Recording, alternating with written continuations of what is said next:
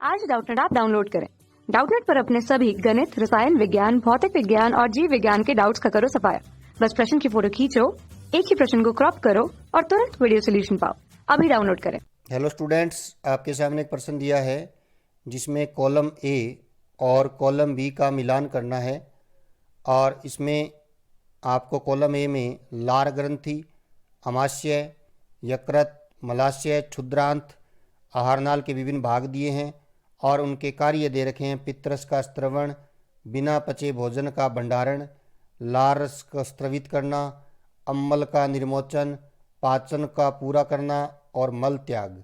तो देखिए, सबसे पहले अगर इस प्रश्न के अंदर हम लार ग्रंथियों की बात करते हैं, क्योंकि सबसे पहले कॉलम एक में आपको दे रखा है लार ग्रंथि।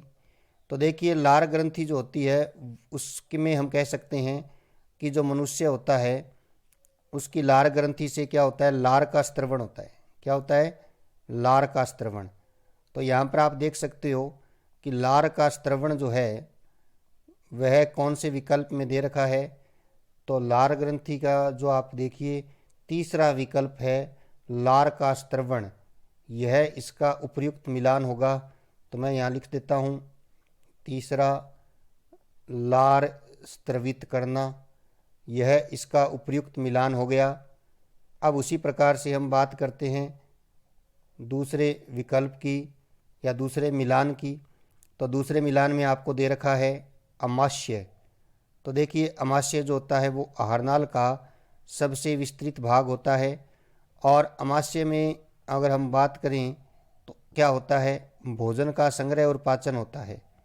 भोजन का क्या होता है, संग्रह होता है और क्या होता है, पाचन होता है। और इसमें हम कह सकते हैं जठर ग्रंथियाँ भी होती है और जठर ग्रंथियाँ होती है उससे जठर रस का स्त्रवण होता है जिसमें HCl होता है, साथ में अन्य एंजाइम होते हैं जैसे पेप्सिनोजन, प्रोरेनिन। तो अमाशय का मिलान देखिए, अमाशय का मिलान हो गया आपका एक तो चौथा अम्ल का निर्मोचन और एक हो गया दूसरा बिना पचे का भंडारण। यानी हम कह सकते हैं दूसरा विकल्प जो है बिना पचे भोजन का भंडारण, और इसके साथ साथ हम कह सकते हैं चौथा विकल्प जो है अम्ल का निर्मोचन। ये दोनों विकल्प जो हैं ये इनका उपयुक्त मिलान है। उसके बाद बात करते हैं हम तीसरे विकल्प की, यकृत। तो आपको पता है कि यकृत जो होता है यह शरीर की सबसे बड़ी ग्रंथि होती है और इसमें हम कह सकते हैं कि पित्तरस का संश्लेषण व स्त्रवण होता है। तो हम कह सकते हैं कि पित्तरस का संश्लेषण व स्त्रवण होता है।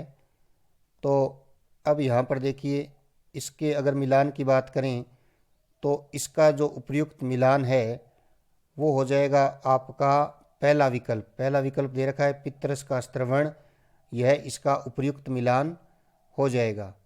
अब बात करते हैं हम उसके आगे वाला विकल्प जिसको हम कहते हैं मलाशय। तो मलाशय जो होता है वह आहारनाल का अंतिम भाग होता है और मलाशय में हम कह सकते हैं कि क्या होता है, मल त्याग होता है।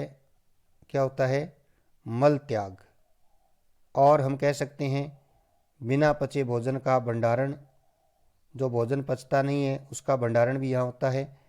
तो इस प्रकार से इसका जो उपयुक्त जो मिलान है वो कौन सा होगा? फिर छठा जो आपको विकल्प दे रखा है वह इसका उपयुक्त मिलान होगा।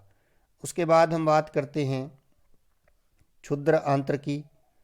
तो क्षुद्र आंत्र जो है अंतिम जो मिलान आपको दे रखा है क्षुद्र आंत्र।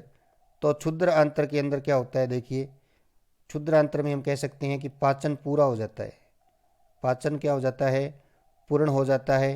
तो हम कह सकते हैं इसका जो उपयुक्त मिलान होगा वह होगा पांचवा, पाचन का पूरा करना। तो इस प्रकार से आहारनाल के विभिन्न भाग और उनके कार्यों का मिलान हमने पूर्ण कर दिया है। कक्षा 6 से 12वीं से लेकर नीट, IIT, JEE वो एडवांस के लेवल तक 1 करोड़ से ज्यादा छात्रों का भरोसा। आज ही डाउनलोड करें डाउटनेट ऐप या व्हाट्सएप करें अपने सारे डाउट्स 8400 400 400 पर।